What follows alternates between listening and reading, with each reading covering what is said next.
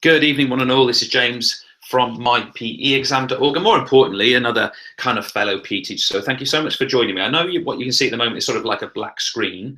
What will happen in a few moments' time is I'll sort of start writing on top of this black screen. That's how it's going to work. So look, I just wanted to address a couple of things before we get started. The first one is I just want to talk about this just from a sort of a continuation perspective. I'm hoping that what we're going to do tonight is the start of a conversation. So if you are a social media user, I would appreciate it if you could sort of start considering using this hashtag in some of your conversations so that we can keep this conversation going further from here.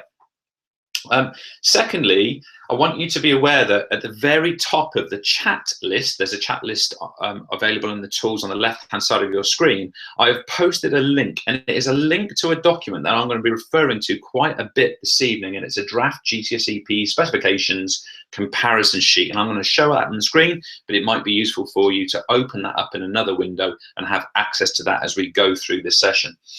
Thirdly, that chat function, everybody can contribute to that. Okay, I think at the moment there's only me putting messages in there, but you can contribute to that chat. Please do consider doing that. It'll be very useful for people to share their ideas and thoughts as we go through this particular session.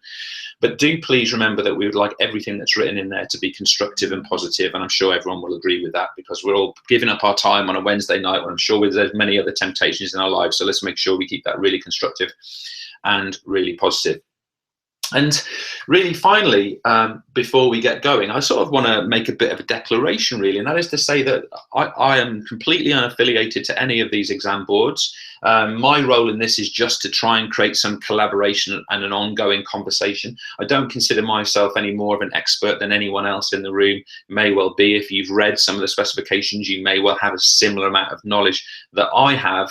And really what I'm trying to do within this session is provoke really good quality conversations that can start from here on what is ultimately a testing situation for us all, because we've got to try, many of us very soon, to make a balanced, informed decision about which Gcse PE course to choose from September 2016. So all those things being said,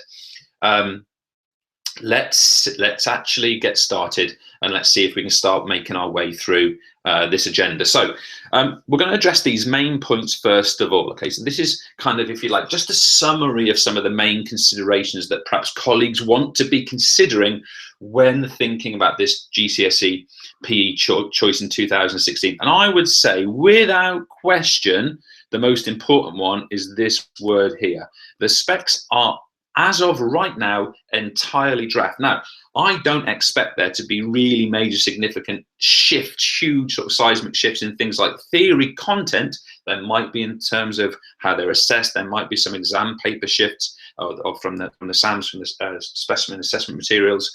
But I think what we might see is that certain things in the practical and the moderation experiences may change as the drafts go forward. I also want to say that the information that I've been provided is that we might be expecting some of the first courses to be ratified around about January 2016. And there's then going to be a series of ongoing rounds of submission and resubmission. And my understanding from speaking to a very trusted colleague recently is that each round or each rework of a specification will be a 2 to 3 weeks process. So if a specification is rejected, there'll be 2 to 3 weeks, and it'll be resubmitted, and then the process will continue like that. I also want to say that what that will mean is that you will have a specification that is ratified first and second and third and so on. And I think we all need to recognize that the one that's ratified first is not necessarily the best one. It's just the one that's gone through the DFE process most efficiently and most effectively. It doesn't make it the best specification.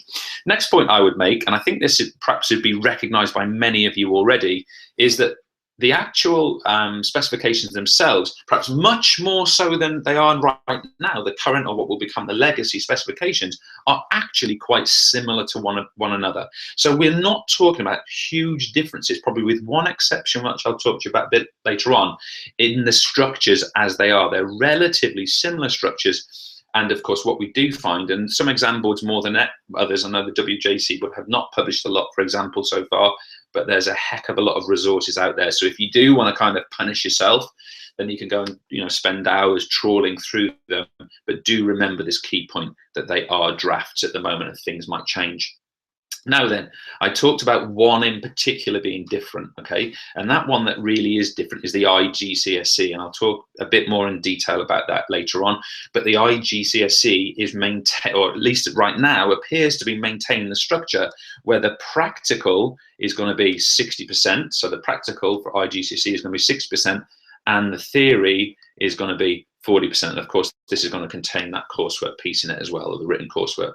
But, and it's a big but, if your school is driven by these LTs, or what I should have written really was league tables, then of course this may well, almost certainly will not feature on official published league tables. And on that basis, you may find that in many schools this does not become a consideration. But I was actually speaking to a colleague today who was saying that as their maths and English qualification is already IGCSE, and their league tables, their 5A starter C grading is literally at 0%. They have a completely free choice based on that, because that's the decision the school has taken to go down that route with another qualification. So it might just be a conversation you want to consider possibly having. And finally, on the main points, I want us to think about this concept of non-exam assessment, which I personally think should just be NA. But anyway, it's NEA, non-exam assessment. It's non-exam assessment. So of course we know this as practical and coursework. We should expect in all of the new qualifications that this practical and coursework is more rigorous, and we can certainly say there's going to be significantly more requirement for strategic use of video evidence. I'm going to talk about that in a little bit more detail, okay? So those are some of the main central considerations I think that colleagues should really be thinking about before really even starting to compare the primary features of the specifications. All right, as that's sort of the end of agenda point one, what I am going to do is I'm going to briefly come back into the webinar. I'm actually going to show myself on the webinar here. Okay, so okay, I'm James, by the way. Nice to meet you. Those of you that don't know me, look. So on that basis, some of those key things are, if we're saying that the courses are quite similar, we can say, and we'll see this in a moment, that, for example, all 4 of the major exam boards, not including the IGCSE, we're looking at 3 activities for practical. We're looking at 60% theory. We're looking at 10% coursework contribution. A lot of that coursework is quite similar as well. Then the difference in that sense are quite moderate. So I do think what we need to be thinking about are what are the protocols and processes that the exam board is actually putting in place to enable a coherent, consistent experience within that quite homogenized experience or samey experience. I really think that that is something we need to bear in mind. I am going to say at this point as well, I'm just going to briefly share my whole screen with you, and my screen will go a bit crazy here. I do want people to have a look at this document, which should be on your screen now. The link to this document is in the very top chat comment. So if you want to have a look at this, just scroll up to the top of the chat and you can find the link to this. Right click on it and then open it in a new window. Look at the similarities here. Theory weighting 60% for all, with the exception of IGCSE there of 40%. I'll come back to that in a few moments time. Practical weighting the same. Number of activities assessed the same, with the exception of the IGCSE. Coursework weighting the same. Nature of the coursework largely the same, with the exception that AQA offers an oral component. So the differences are minor, the similarities are major. So what does that mean about our course choices, or which one we go for? Well, we've got to look at the fine detail. We've got to look at the actual assessment protocols. We've got to look at the guidance materials and support systems that the exam board has put in place to enable us to be effective. And of course, one of those is going to be the practical assessment and also the moderation of that assessment. So those are some really crucial points, and feel free to scroll over this document as much as you want to over the course of this evening. All right, let's make our way on to sort of the next part of this evening's session. I'm going to go back to the black screen ever so briefly for you, okay?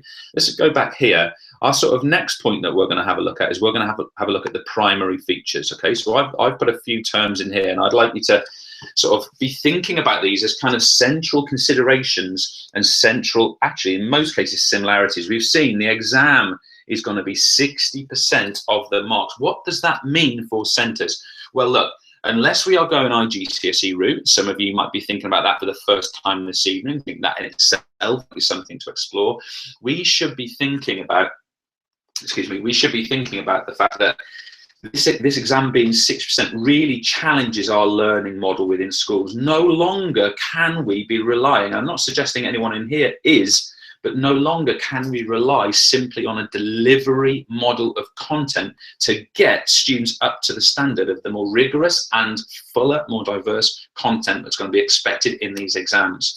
We also need to be thinking about question types. Now, we already know that there's going to be a range of, in some exam boards, multiple choice, but certainly short answer and long answer questions. Some of the exam boards are even going up to 9 marks or 10 marks. Have a little look on the comparison document to see which ones they are. If I remember off the top of my head, they were, I think, the Edexcel and the Gcse exam boards that really are extending out this extended mark answer.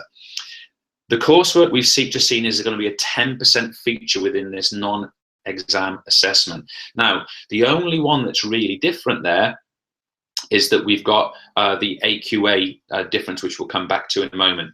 And we can also see that that practical is going to be 3 activities, and those activities are much narrower in their range than they were previously. One of the things I want all people to sort of take away from this from this evening session is this concept here, that the quick fixes are gone. Now, this is a consistent message coming out of all the exam boards. Those occasions where we could find a workaround for really getting great practical marks across an entire cohort because we strategically put in an officiating course or we strategically do an orienteering. I'm not meaning to name and shame anything in particular, but just in general, those things are gone. We also know that this practical is going to be much more rigorous across the board, and I'll come back to that in a few moments' time also.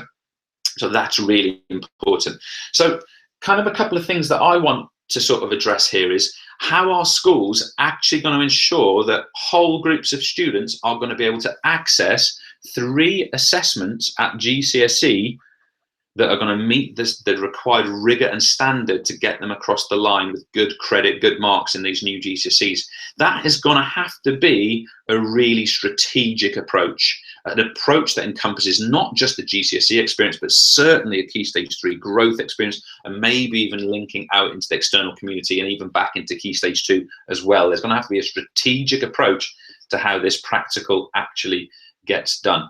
And we do that because we see that they're more rigorous. Marks are going to be less available for some of the things that they were available for previously. So as I said before, this non-exam assessment, those quick fixes are going to be gone. One of the things that's come across very strongly when I've spoken to people close to the exam boards or even in the exam boards is the standard of mark. If you think about your national level performer who perhaps in a traditional or current course or legacy course, those performers who we would have considered to be sort of off the scale, off the chart, way more than a 10 out of 10, we're saying that now in these new specifications, they are exactly the 10 out of 10, and everything works down from there. Now, they're not necessarily going to be marked out of 10. Many of the marking structures are out of 25, but anyway, marking down from that point, okay? So if that is the case, what does that mean for the sort of marks that are going to come out of the practical and the coursework, and what are the knock-on implications for the importance of preparing students effectively for what is a broader and more rigorous exam experience? Now then, with the theory, I've been in a really lucky position recently because I've been doing some writing for the BBC bite-sized content, and there may be other people in the room who've been doing the same thing. If you have, I hope you've enjoyed that process. But certainly what I can say to you, having worked across exam boards in that process, is that the theory across exam boards is quite similar. The DFE list of subject content was really clear, and therefore, as a result of that, the sort of the similarities are far greater than the differences. What I would say about the theory, and particularly about this idea of rigor, is I've personally felt, and it's only my opinion, I could be completely wrong, I've personally felt that the Edexcel or Pearson board has seemed to have a little bit more rigor or depth in it than the others. And I would also say that because I've been working with this recently, the Gcse course as well does seem to have more rigor and depth. I'll just give you an example from the Edexcel, for example.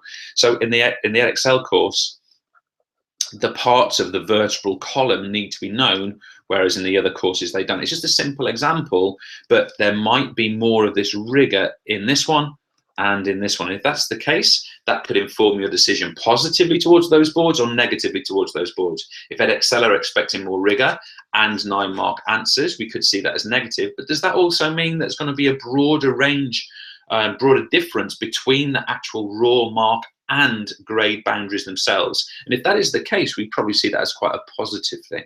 Okay, so I would say that that's something to consider also. So I'm just going to go back into the webinar room. I'm sure there's a lot of chat that's going on there. I know some of you, one or two of you, just having a couple of issues with sort of technicalities. If that's the case, you know, it might just be worth closing the window, going back in. If someone's suggesting there, if you've got Chrome, for example, you might want to use Firefox or Explorer or Safari, see if it works a little bit better on that. There's certainly the webinar stream is fine and going well, so there's no problem with that. What I do want to do before we move on to our next sort of item this evening is I'm going to launch a poll for you to consider. Okay, and later on at the end of this session, I'm going to publish the results of this poll. The poll is a very simple question. The poll simply is going to ask you, if you were choosing your board today, which one would you choose? So I'm putting that poll question out to you now. It's going to appear on the left hand, which will be that side, the left hand side of your screen. It's going to appear, and I'd appreciate at any point in tonight's session if you could start answering that poll. And the reason I ask that is that I think if we publish that later on and people can see, you know, well, there's 10 people said this and there's 50 people said that one, you can get a bit of a picture nationally of what people are considering. So I'm really interested and intrigued to see how that goes. Now I can see the leaderboard shooting up and down, so I won't give too much away, so I don't want to bias the results, but I can see where those preferences are right now. And I think, you know, colleagues around the country may well be benefited by seeing, well, other people are sort of feeling like this. You don't have to answer it now. Tonight's session may influence small parts of your decision, and if that's the case, do feel free to pause, to hold on, and to maybe contribute to that poll later in the session. I'm not going to publish that until one of the very last things that we actually do. All right, let's go back to the screen. Let's make some good progress here in our content that we're going to get through, and then maybe we can get really chatty towards the end. I wanted to make, and I've made a number of these points already, I wanted to make a specific comparison about the non-exam assessment. Look, they are homogeneous. 3 activities, 3 sports from the same DFE activity list. Things like officiating are gone, so there is no longer any officiating on any of the exam boards. So if you did do a great trade in badminton or table tennis officiating, that is gone for you as of now. And we can certainly say that there's a significantly narrower range. Let me make that narrower range. What am I doing? A narrower range. I got a bit excited there and got my writing wrong. A narrower range of the activities that are available from previously. Now, again, I think that many people are concerned about that. For me, it's about working with that. What does that mean for our whole school strategy? Now, I'm not here to tell you to cut out activities that are no longer on that approved list in Key Stage 3. That's not my argument in any way, shape or form. But there must be a strategy in place to make sure that when students reach that GCSE P level, then we've got to get to an experience, we've got to get to a level of skill, knowledge and behaviours within those activities which enables them to access higher marks. And that strategy should come through clearly, in my opinion, in Key Stage 3. We can certainly say that for all of the exam boards, with the exception of AQA, the PEP is going to continue to be the coursework experience. So, you know, if you have absolutely nailed that PEP and you know exactly how it's going to work for you and you know how to push those buttons, you know, the people at the exam boards are pretty much the same people. That's going to be a relatively similar experience. Maybe not entirely similar, not the same, with small differences, but if you feel you're strong at that, then that should inform your decision. The AQA board have gone a really interesting route. They've gone for, if you like, something that I think is a little bit like the EPIP or the ENA and the OCR ASNA 2P as it currently is. And they've gone for something called an assessment and evaluation.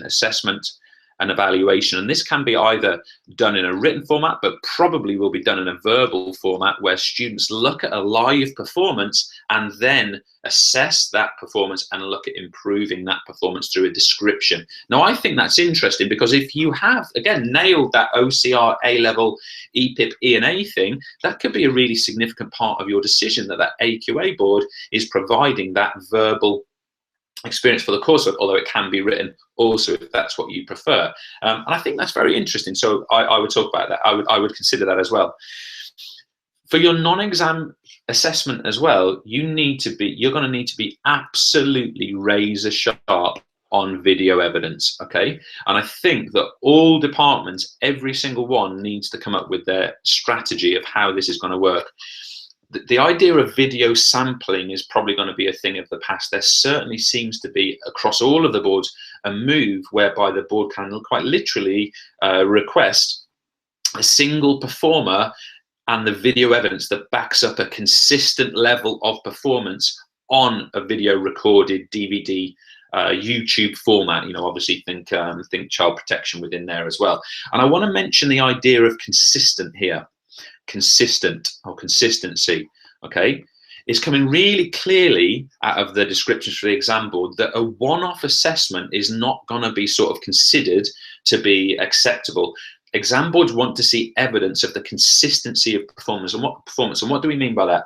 Well, that means that there should be numerous performances, numerous assessment experiences which actually validate the mark that you give, and that the video backs up that validation. So I think that this strategy has got to involve the students. You know, if it's the responsibility of one person in the PE team to do all of the recording, editing, saving, disking, etc., etc., etc., it's going to be unwieldy and perhaps even impossible. So I think departments have to think about a strategy where the video evidence becomes an actual part of the coursework for the students, with set parameters, with clear guidelines, with clear deadlines as well, so that students upskill in that process and provide some really quality evidence within it.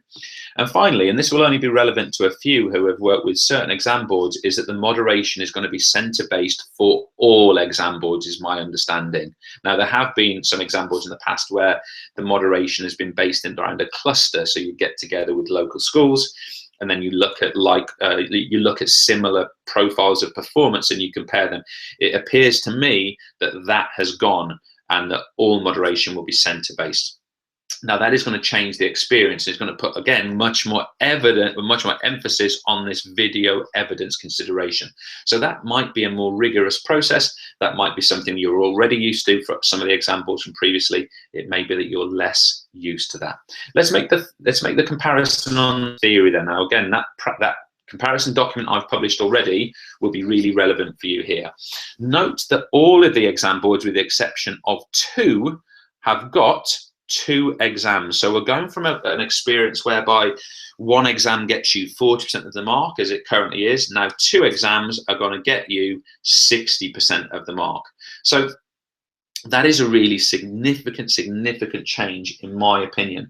The only exception to that are that the Welsh board, WJC, they are using a single 2-hour exam, and that exam is going to be called an Introduction to PE. Okay, so that's worth considering. That is a single exam experience. If that is something which is going to be delineate your decision, then that is something you want to consider.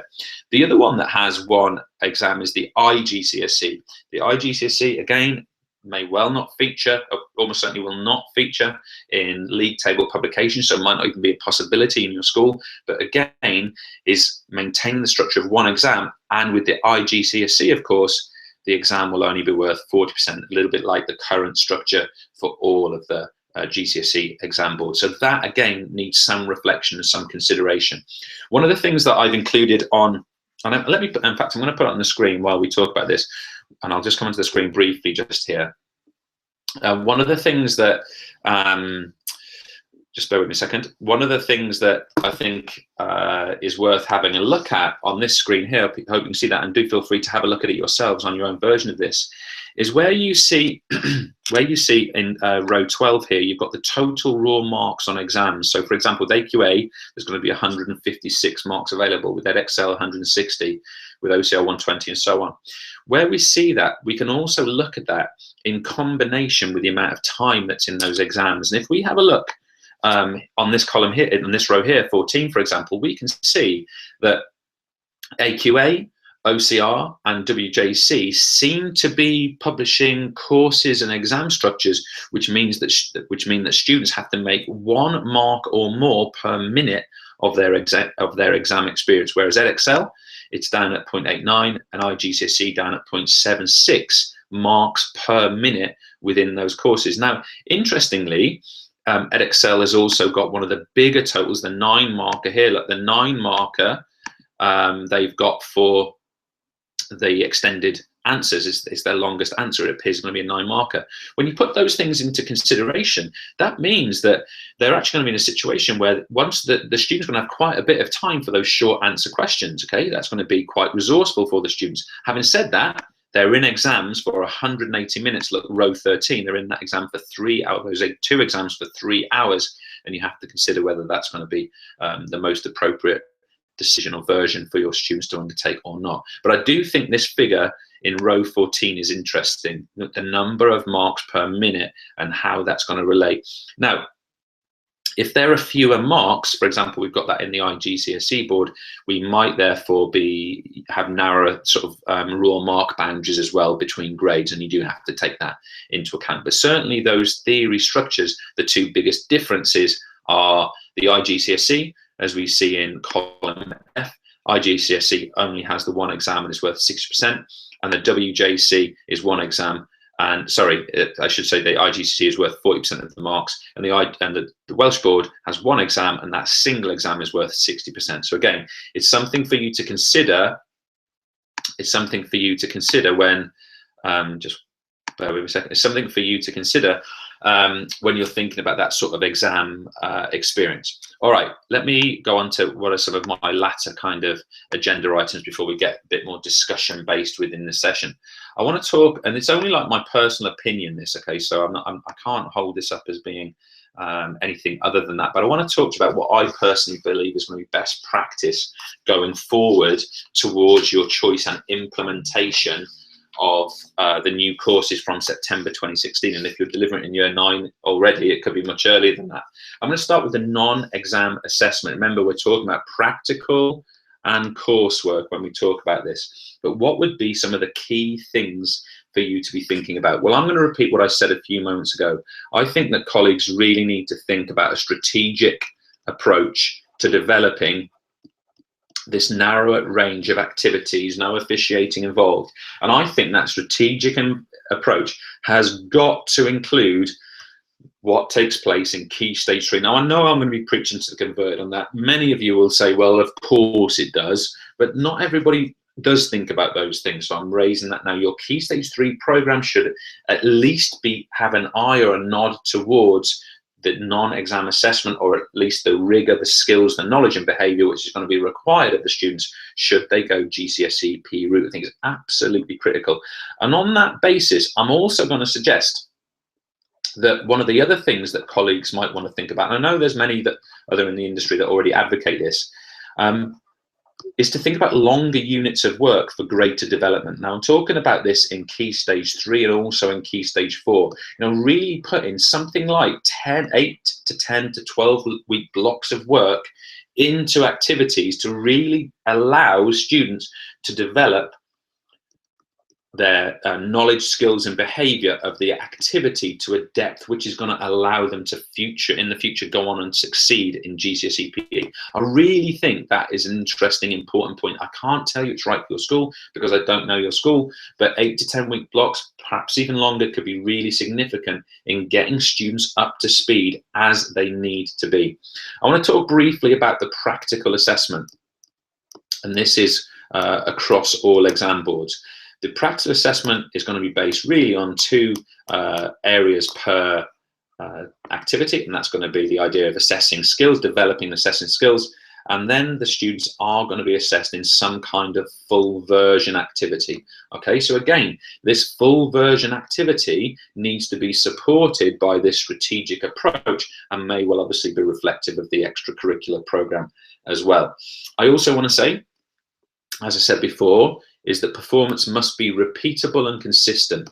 So we can't just take the best performance we've seen done and say that's the mark. The mark has to be based on a consistency of performances, and the video evidence has to back that up. Repeatable and consistent levels of performance is what we are as PE teachers going to be assessing, and we need to build that into our structures. And again, I've mentioned this already, and it's going to annoy people, I know. Please, I am only the messenger.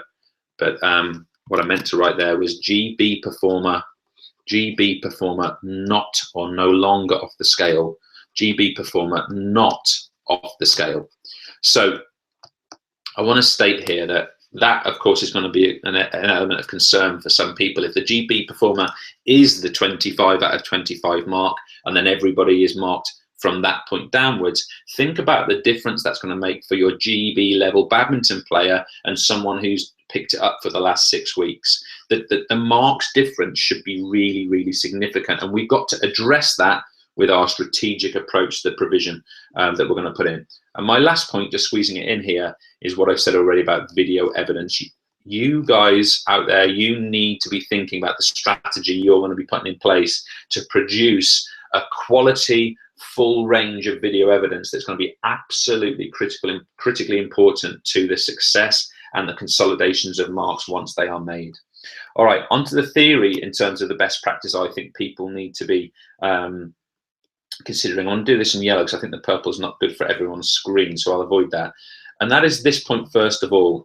It is the idea, and I'm sure no one in here would disagree, is that a delivery model is not enough. Look, if students are taking 60% of their marks away from their 1 or 2 exams within our subject, we can't be reliant on a simple model of delivering that information to them. And that leads very neatly onto my next point. The thing we should be aiming for with our theory approach is deep understanding.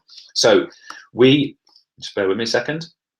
We can no longer, and again, I'm not saying this is anyone in here, but we can no longer be satisfied with squeezing a delivery model into a period of time and therefore receiving or getting out of students sort of superficial knowledge. What we've got to be working to, that I've written very badly here, is deep understanding and excellent use of the target knowledge, skills, and behaviors. Now, that is not an easy switch to make if we're not achieving that right now. If exam scores are lower in the centre we work in, we've got to think about that really, really significantly. I don't think that's a reason to jump away from Gcse and put everyone through BTEC or CTEC or any other equivalent. What I'm saying here is that we need to really seriously reflect on the learning model. And I would like to offer now, if people want to discuss that with me at some time in the future or after this session, then I've got lots of ideas about that, but keep where we are right now. This is another point for me, which I think is really critically important, and it will be fairly obvious to many, and that is that extended writing is critical. Now, the reason I write this is not because I want PE teachers to do even more work in putting structures and sheets and planning tables into extended writing planning. The reason I say this is because I want to see schools develop whole school approach. Look, the extended writing is not just an issue for PE, it's an issue for every single GCSE course that's coming online, either will in 2016 or will again in 2017. On that basis, the school should have its own formulated approach to extended writing. Now, if that is the case in your school, great. You move that forward, keep contributing to it and keep working on it. If it's not, perhaps you can start provoking that. And just a good example for you, if there's a whole school approach, whether it be the P method, the Peel method, the ESA method, there's loads and loads and loads, but whatever method the school chooses, everybody should be working towards that method. And for example, teachers across subjects should, for example, be marking structures and supporting the writing of extended writing structures, just as they're marking and grading content work. So this, I think, is really, really critical. Other points, and again, I'll be preaching to the converted in many cases, I think. We absolutely have to get theory built into all practical experiences. Now, that's not to say that we dilute the joy of movement and practical and growing as physical experiences, but we can, from key stage 3, perhaps even earlier, be building in more rigorously, more coherently, and more strategically the development of deep understanding of theory knowledge into our practical experiences of core PE. I'm not talking about going in the classroom, I'm talking about having excellent systems, CPD, supportive teachers to develop these knowledge, skills, and behaviors through practical experience. And I know there's loads of really great examples of that. 2 last points, and a little bit personal to me. We have to take the idea of the fixed seat time model, and if you haven't heard this, get it burned into your brain. The fixed seat time model suggests that topic 1 goes in week 1, topic 2 goes in week 2, topic 3 week 3, etc., etc., and all students make vaguely the same pace as one another. This model needs to be rejected. And I know some of you are going to find that controversial, but that is one of the reasons we end up with superficial knowledge rather than deep understanding, because students are moving at homogeneous pace throughout a qualification experience. We can reject this and look at a more variable seat time model where students make individual pacing. And again, if people want to explore that in more detail with me, I'll happily have that conversation with you. And finally, I want to mention the notion of a mastery model of learning. So a mastery model of learning means that if topic 1 is in week 1, that topic 1 is only complete when total mastery is achieved by all students. Okay, now that isn't to say that you stay on topic 1 for 15 weeks, but it is to say that if some students haven't mastered topic 1, they should have the repeated opportunity to go back to topic 1 to be able to master that, so that when they do move on to topic 2, 3, 4, whatever, they are more equipped to succeed in that experience. And again, I'm more than happy to have a conversation with people about these comments. All right, I'm going to stop. I'm going to come back into the webinar room, and I realise I've probably talked at some length there, so I'm really interested to know what people are saying. So there's some really good chat in the room there, and I'll only pick up on a couple of things. I hope, by the way, you don't mind me talking about things like best practice, things that I sort of think that I'd like to see people engage with moving towards this GCSE experience. Look, I know people are busy. I know it's a hectic, frenetic job. I know that, okay? So I can't say to you, I'm not saying to you, you need to do more work, or please don't read that into what I'm saying. You know, you need to have support structures around you to be able to enable that sort of strategic view of what you need to, what you need to move towards and how you need to enable that. I do want to repeat those sort of two comments I made towards the end there about that fixed seat time model of theory learning and variable seat time of theory learning. If we have students all starting at different points, some students starting here, some further up, and then we do the same processes to them all basically throughout their experience, we shouldn't be surprised if they get to the end of the qualification at different points. And that's my point really about developing a variable seat time, variable access to the educational experience itself. Now, many of you will know my work and you'll understand the context of the way I'm saying that, okay? If you have no idea what I'm talking about with that, then feel free to talk to me about it. And the other thing is that mastery point with the theory. I'm going to ask a really provocative question here. And some of you might even get upset with this question, so I'm sorry in advance. If I'm judging anyone, I'm judging my own teaching, the things that I've been doing in my own career in the past. Why would we ever target anything other than total mastery, skills, knowledge, and behaviours within individual topic areas with all students? And many people would answer that question by saying, well, students don't have the ability or this. I reject that argument. I find very little evidence for that argument, really. So I reject that argument personally. And what I tend to come to is that the reason we get this very variable kind of outcome rate, and the fact you don't get students mastering, is because we do that delivery 1 in topic 1, delivery 2 in topic 2, delivery 3 in topic 3 in week 3, delivering topic 4 in week 4, delivering topic 5 in week 5. It's a structural delivery model. Now, I'm not suggesting you shouldn't have topic 1 in week 1 and topic 2 shouldn't vaguely come in sometime after. That's not my point. But I am saying if students in those activities only develop superficial knowledge, then that is just not going to prepare them for what can be 18 months later going and doing that really rigorous exam experience. So I think colleagues really need to reflect on that and see if they can come up with some answers. And I've got lots of ideas that I don't want to go too far down that road because this is about a different conversation. All right. What I am going to do at this point, folks, is I am going to publish the poll results for you, okay? So let me see if I can do that. How do I do that? Well, in fact, rather than, okay, so if I put it like this way, if you haven't contributed to the poll, could you do that now for me? I'm just going to give maybe 30 seconds for people to do that before we finish off. If you'd like to contribute to the poll, about half of you have so far. We have about 200 people in the session tonight. About half of you have contributed to that so far. yeah, if you get a chance, please do feel free to have that. I'm really interested to see what people say about the IGCSE.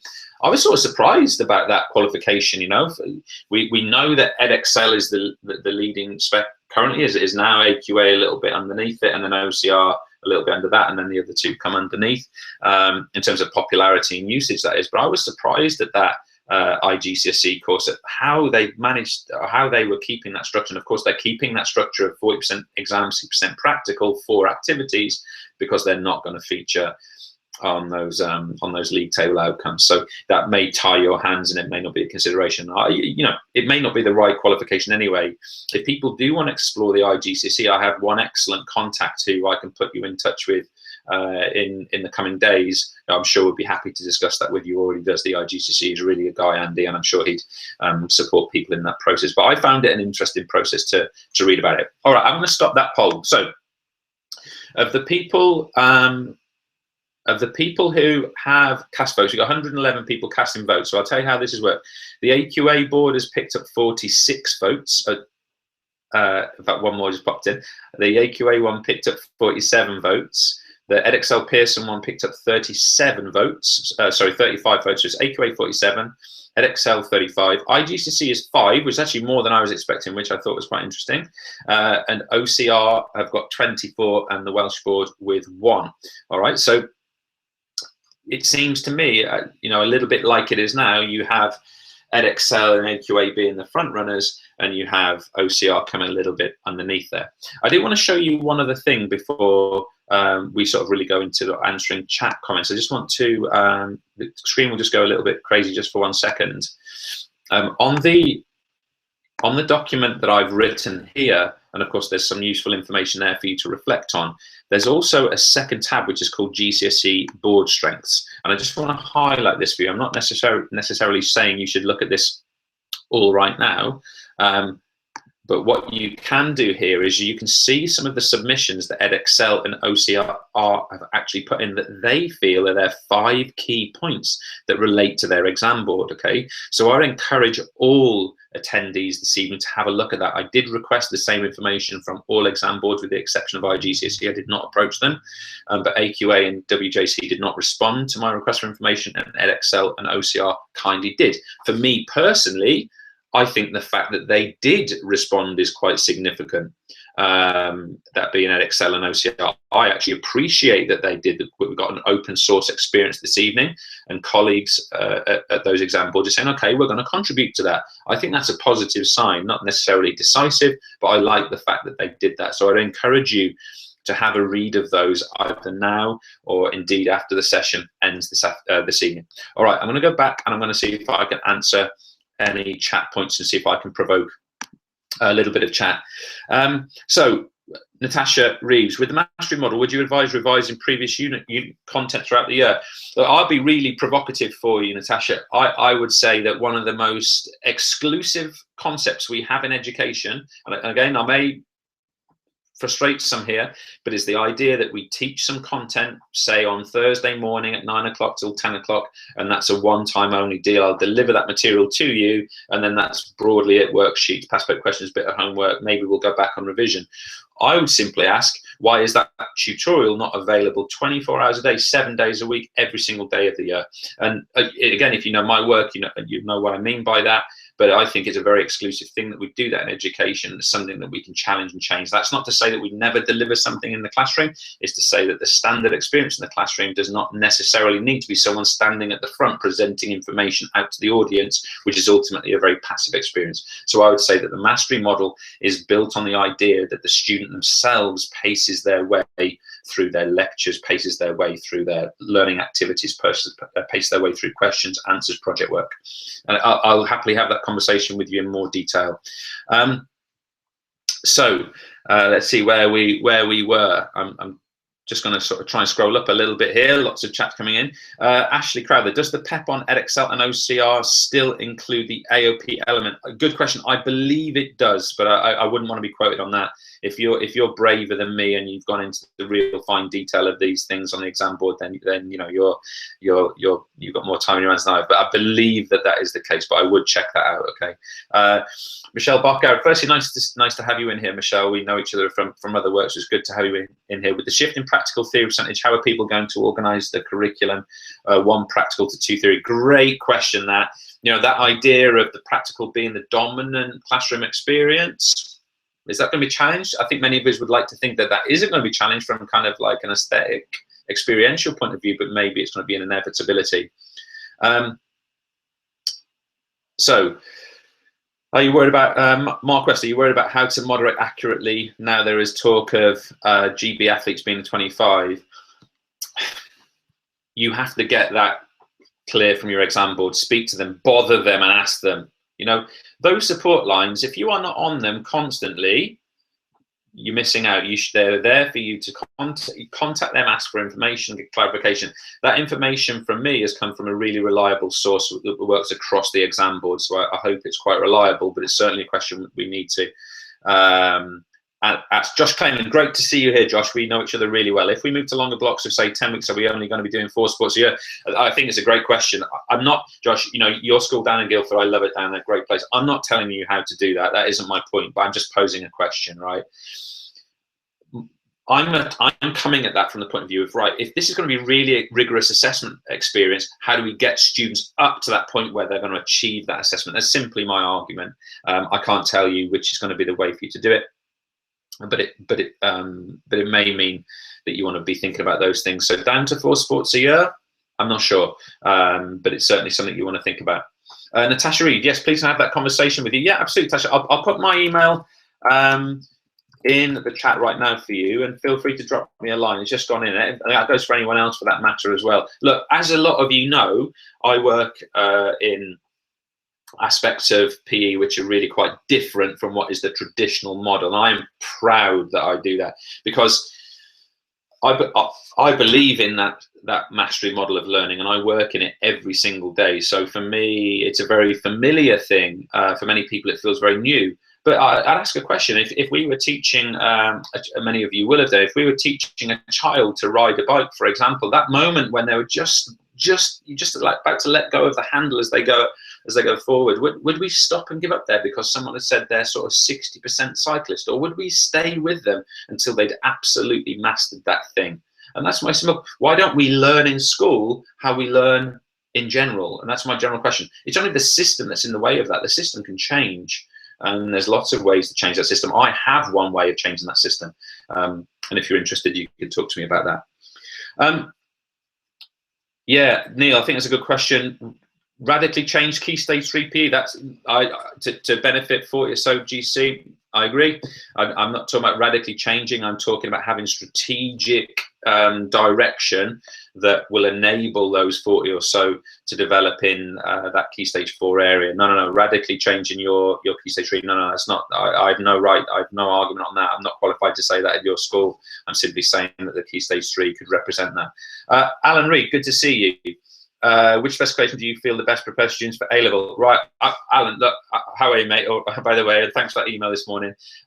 My belief, and it's just my personal opinion, again, I'm not affiliated to anyone, my personal belief is that the IGCSE has more A-level type preparation in it, and that from having written extensively for the BBC, particularly with the Edexcel and AQA content, I also believe the Edexcel does that too in terms of preparation. But if you were going to nail me down and say, right, which one today, I would say the IGCSE would be the one that the content itself and the rigor of it prepares better for A-level.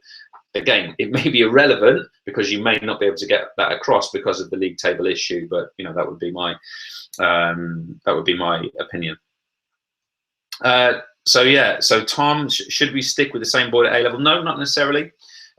You should choose the exam board which is absolutely the most relevant for your students. You know, the work that I do, I receive communications from lots of colleagues, and the majority have different exam boards at GCSE to at A level. So no, there's no reason. I know the exam boards are making the point that there's more flow from their GCSEs into their A levels, and that may be the case. I don't know. Maybe that is the case. Maybe that isn't the case. But of course, they're going to say that because that's a business model, and they want your custom. Let's be honest. They want to keep you. You know, they're managing their leads in a business term, aren't they? That's what they're doing. So there's certainly no requirement to do that. So you should choose openly the best exam board for you. If you've got a really trusting relationship with people at the exam board and they're on both of those qualifications, that's an important part of the decision, I suppose. So Matt Kinney, hi Matt, how are you? Good to have you in here. Edexcel has 1 6 mark and 1 9 mark, if I remember. Yeah, that's absolutely right. What I put on that 9 marker was the biggest mark question, which was the 9 mark. I do believe you're right in that. Ben Martin, Dan, it seems AQA spec links better to OCR A-level strains. I think they should build on each other. I think they probably do build on each other, AQA to AQA, OCR to OCR. And that oral assessment thing, there are differences, obviously, between the AQA GCSE to come oral, if it gets ratified, and the current EPIP and ENA, which I believe are largely being maintained on the new OCR A levels. But there's some skills in there that are similar. Other than that, I wouldn't necessarily make any further link between those exam boards than that. Paul Dunn, 9 mark question will surely follow a 3-level criteria where a level 1 answer would be worth 1 3 marks. That's what I believe is the case, Dan, yeah. So I actually find that quite positive, personally, that there's a 9 mark question in there, because the question is going to be roughly the same type of question, but the bands are going to be broader. Now, I think that helps with differentiation of answers and students. So for me personally, that's a positive thing. So, you know, you make your own mind up about that, of course. Yeah, okay, so Laura, what's the most common combination of GCSE and A-level specs at the moment? By absolute far, it's Edexcel to OCR. Now, there's loads of exceptions to that. Many exceptions will be in the room tonight, but the most common is Edexcel GCSE and OCR AS or A2 at the moment. Now, will that continue in the future? We don't know, but that's how the market is at the moment. Jamie Coughlin, good to have you in here as well, someone I know well. Hi, James. Is there any difference in the type of practical activities on offer across the board? No, basically. In terms of how they're managed, how they're moderated, but in terms of what's available on the activity list, no, they're homogenous. They're similar. I tell you what, I didn't check in a lot of detail was the special consideration activities list. There are certain activities which can be applied for, I believe. Particularly relating to Paralympic and disability sports, so it might just be worth looking into that as well. But yeah, okay. Sammy Lyon, Paul, an Edexcel course revealed that there will be 3 marks for AO1. Yeah, absolutely.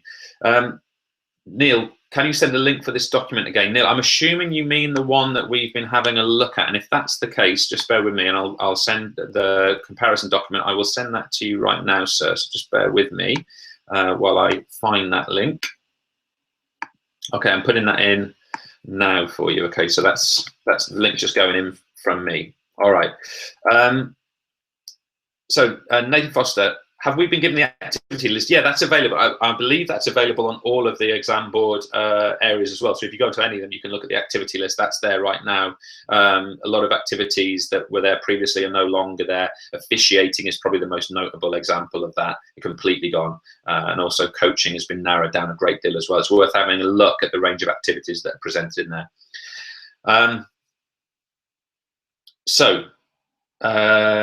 Okay, so Lee, Tony, thanks very much, and I appreciate that. Look, for me, what we're looking at here is that this is part or a start of a conversation. I am going to share the black screen with you ever so briefly, again, just to show you one last thing. I said at the start that I would like this conversation to carry on, and I would like people to start considering using this GCSE PE choice hashtag in their communications. I will see all of those. I'll try and get involved in as many of them as I can. One of the things that I would like to do from here forward is to try and generate further opportunities where this discussion can continue.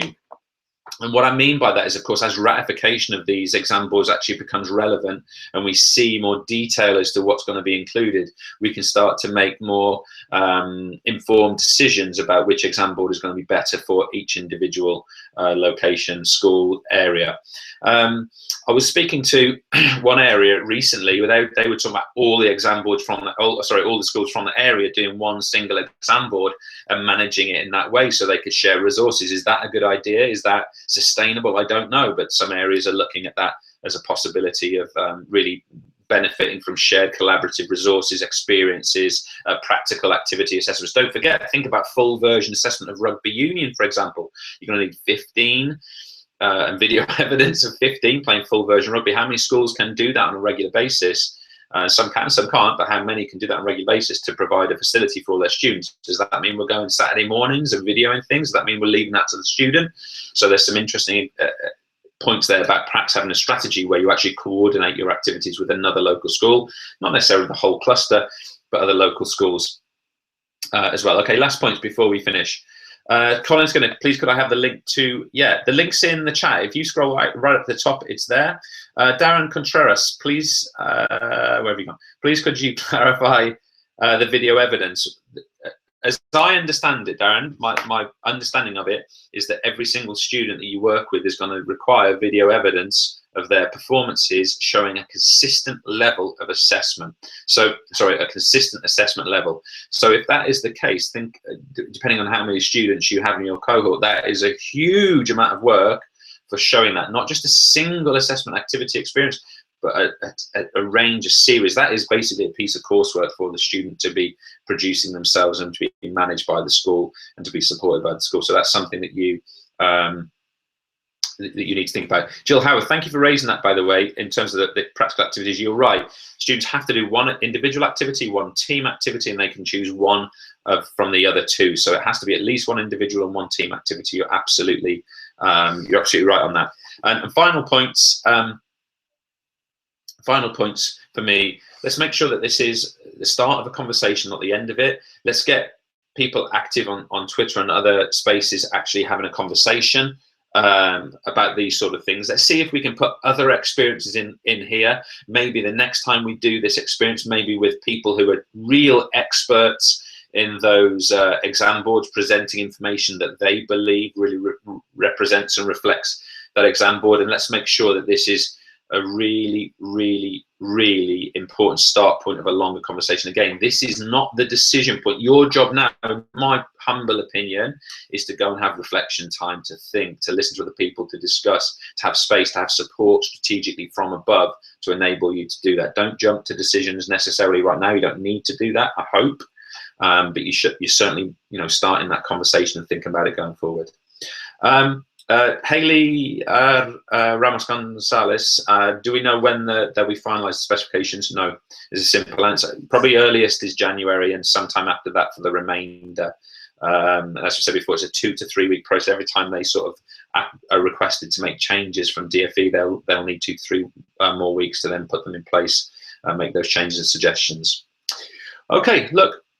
I'm going to sign off for this evening. We've gone about 12 minutes over time. We're supposed to be on a 45-minute session. I want to sort of thank you really sincerely for joining me this evening. I genuinely appreciate the fact that people come and take their Wednesday evenings to discuss with me and listen to me. And I learn a lot from the questions and these processes, and also the questions that you ask. I am going to write my email address again in the chat. If you want to contact me for further discussions, then do feel free to drop me a line, and I'll do my utmost to support you as much as I can.